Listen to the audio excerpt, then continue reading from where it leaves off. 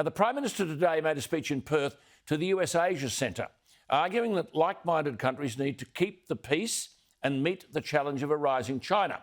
Here was the Prime Minister today. We are living in a time of great uncertainty, not seen, I believe, since the 1930s outside of wartime. And the risks of miscalculation and conflict are very present and growing. We must intensify our own efforts and cooperation with others to meet the complex security challenges we face. Well, that's all true. The Prime Minister then talked about the global pandemic. I'm not sure it was that. He talked about the recession the pandemic has caused, though the recession was caused actually by a disproportionate response to coronavirus. Then the PM talked about restoring lives and livelihoods, rapid military modernisation, tension over territorial claims, heightened economic coercion. We've talked about all these things on the program. That's China banning our exports, enhanced disinformation, foreign interference and cyber threats. The Prime Minister's off next week to Cornwall in England for a G7 summit. His sentiments today are most laudable and very thoughtful when he said our strategic environment has changed significantly over recent years and, quote, accelerating trends are working against our interests. Well done. But I would make a couple of points. You'll never be able to withstand the forces of oppression if you're economically weak. Now, apart from manpower and innovative ideas, the one component central to economic strength is energy. Without that, we're cave dwellers. Do our opponents want us to be energy weak and force us to swallow this net zero carbon dioxide emissions nonsense when we could and should be the energy superpower of the world? Now, there's a major point in all of this.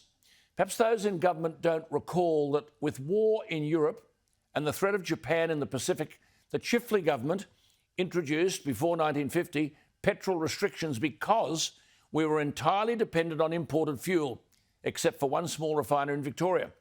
If, as the now Prime Minister rightly says, there's a concern about, quote, renewed strategic competition in the Indo-Pacific region, and if, as we know, China continues its aggression, which may lead to conflict in the South China Sea, where does Australia stand with virtually non-existent fuel reserves?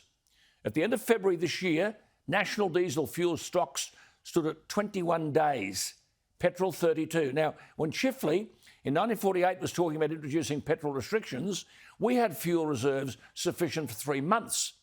As I've said many times, at any one time, there are 45 tankers on the high seas bringing crude oil and refined product to our refineries and bowsers. 90 tankers call at Australian ports each month. 60% of our daily liquid fuel consumption comes as imported refined product. And even the 40%, which comes from domestic refineries, comes from crude oil that we have to first get here from the Middle East. Summing up, 90% of all liquid fuel, crude and refined, is imported. Given the Prime Minister was talking today about the strategic risks we face, we better get a move on fuel security. I mean, it's okay to talk about weapons and munitions and technologies, but these items are of no value without adequate fuel reserves, especially if we're waiting on vital refined fuels, having to navigate hostile submarine sea lanes controlled by China. If there's any challenge to our national security, we are at a massive disadvantage due to our non-existent fuel reserves and low stock holdings. Put simply, without energy supplies, we're not worth 2 bob, and the enemy dictates terms. I hope someone in government is addressing this critical issue.